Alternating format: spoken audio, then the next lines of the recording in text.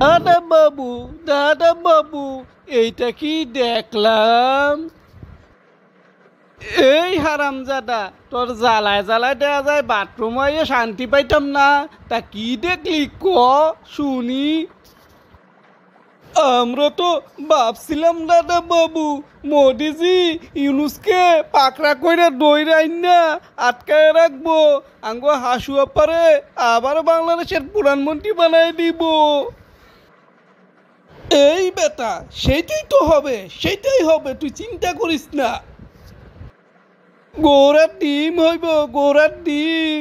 এইমাত্র আমি টিপিতে দেখাইলাম আঙ্গু মোদিজি দাঁড়ায়া রইছে ইউনুস সাহেবের লাগিয়া ঠাড়ায়া রইছে, তার লগে বৈঠক করবো। এই জন্য এটা কি মানা যায় দাদা বাবু? দাঁড়ায় থাকবো, আমরা কেন আগে দাঁড়ায় থাকবো?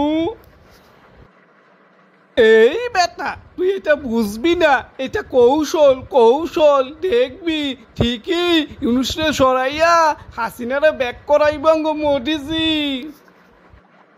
ওরু দাদা বাবু, খালি মোদি মোদি করেন, মোদি তো কোনো কামই করতে পারতেছে না। উল্টা শুনলাম ইউনুস আঙ্গ হাসুয়া পারে চাইছে, আঙ্গ মোদিজির মুখটা যা দেখলাম, মনে হয় না কোনো সুবিধা করতে পারছে দাদা বাবু। এই বেদব, তুই বেশি বুঝিস, আমার স্নান করতে দে, কথা কম কো যা। আপনারা স্নান করতে থাকেন আর হ্যাঁ মোদিজি খান খান হয়ে যাইতেছে।